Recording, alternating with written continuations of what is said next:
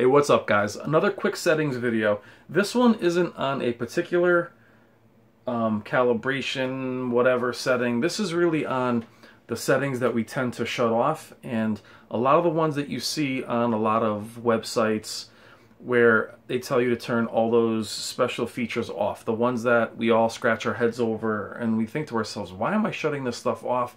Why do they have these options if I'm always shutting them off? Why is there dynamic contrast? Why is there a vivid mode if we're always turning them off? Well, I think the answer is pretty simple. It's the manufacturers want you to see their displays, you know, totally glow in the department stores or the retail stores, but the calibrators want things to get close to what the director intended in terms of mostly motion pictures.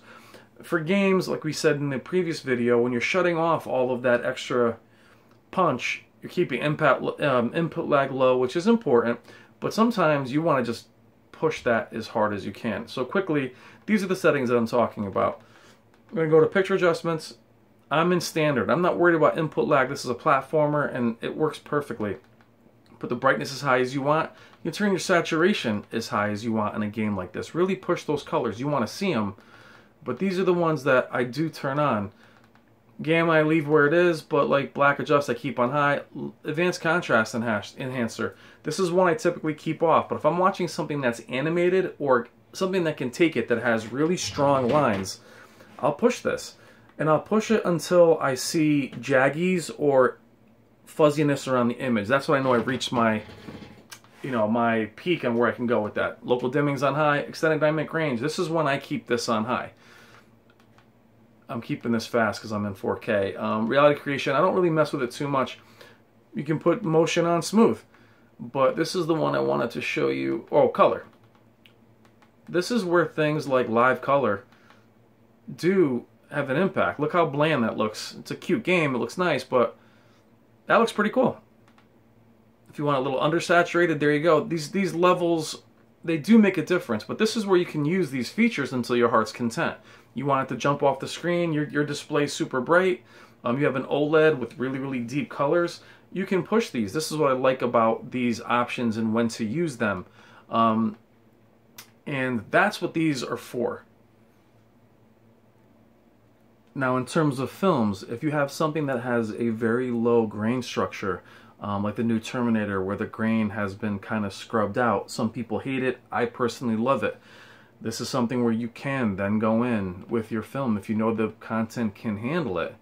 I'm in CinePro, I'm going to go down to my settings, and I can actually leave a movie like this with Advanced Contrast Enhancer on high, and I'm in HDR and can use live color on high. And the clarity, because of the lack of noise, you can push the image, you can make things really pop, and as long as there's not a strong grain structure, you can really flex it and make these images look in a way artificial. That way you can have that wow you first had the very first time you saw HD, which is what, in my opinion, a lot of 4K content is lacking. The extra clarity is bringing out the flaws of a lot of these images. So when we put these extra features on, we tend to create noise and a lot of artifacting into the image, which makes us think, what are we doing? So if your content can handle it, think movies like Avatar, anything animated that has a low grain structure, anything that's digitally made without extra grain like a Batman vs Superman, movies of that nature, then I think you'll be happy using those extra features. And the next film is an animated film, something, think Pixar, DreamWorks, things of that nature. This is Big Hero 6. I'd love to show you this stuff moving, but I can't, obviously. These are the ways, or the types of films that you can go ahead right into picture adjustments.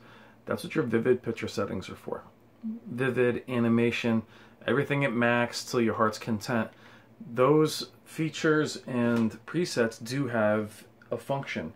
So that's my 2 cents on that, guys. That's why they have those in there. If your content is strong enough or is done well enough, like I said, Avatar, things like that, then push it. Put those settings until until your eyes bleed. That's what they're for. Remember, there's no right or wrong, but that's why so many calibrators want you to turn those settings off, is what the director intended. The question is, what do you intend and what makes you happy? Thanks as always, guys. Take care.